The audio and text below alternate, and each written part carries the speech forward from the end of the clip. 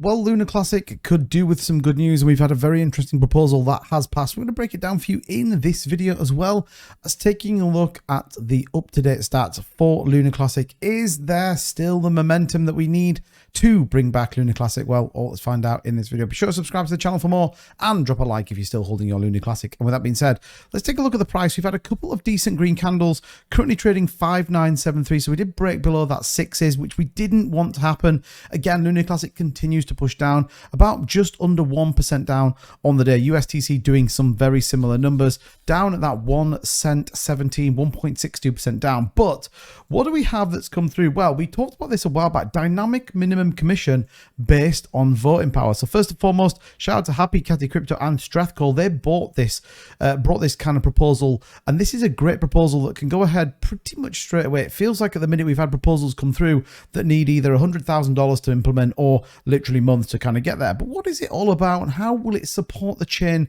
fundamentally? Well, to confront the ongoing centralized power issued with the Lunar Classic network, which has the Nakamoto index of 3 out of 4 at the time of this writing, the proposal seeks to introduce a dynamic minimum commission linked to a validator's voting power. The initiative strives to foster better decentralization and safeguard the network against potential vulnerabilities due to centralization.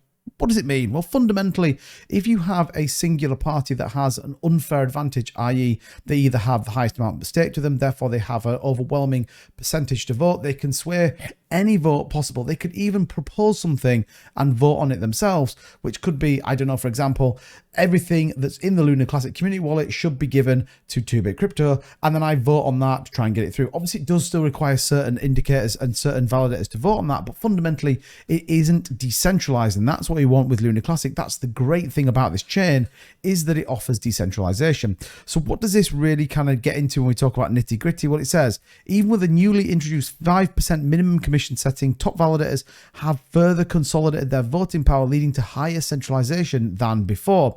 And what does this offer? Well, it says fostering decentralization, validators with less dominance can charge a more appealing commission, enticing a broader range of delegators, augmenting network security by promoting decentralization and inherent flexibility. So if you are a smaller token or a smaller validator, then you can offer a better commission rate that could attract people to delegate with you. Ultimately, voting power is intrinsically linked to the number of people that delegate with you. Now, this will be great in terms of decentralization. However, the argument right now is a lot of people are selling their Lunar Classic. That's just reality. A lot of people are removing it from the chain, removing it from those validators, and selling, and we can see that in just a minute. I do want to give a nod though. We did burn another Binance burn, and it looks like we'll get another one as well. 835 million was the burn.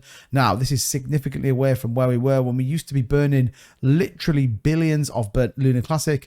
As ever, we hope that will come back, but we do require volume. I think today 10 million is never going to get there. But when we look at stats, we are still seeing the number of Lunar Classic increase in terms of stakes. But what we are finding is that people, certainly when I speak to my community, pulling off the chain and selling on exchanges, buying into other projects. And I think we can see that, yes, we're seeing, items staked on here, but they're all pretty much the same people and they're all staked with the big nodes. So again, community pool did take that hit. USTC Algo's Quant team once again funded for a further month. So we'll see how this does anything. The reality here though is, in my opinion, if we don't get any positive price movement, if we don't get any burn movement, if nothing happens for another month, we really need to take a serious look at ourselves and understand why we're paying 40,000 for that quant team that are not bringing anything. There has to be a point in which price changes. There has to be a point in which a burn mechanism comes back. We have to reignite the flame on Lunar Classic, because ultimately all that will happen is people continue to sell, the price will continue to go down, and we will start the cycle potentially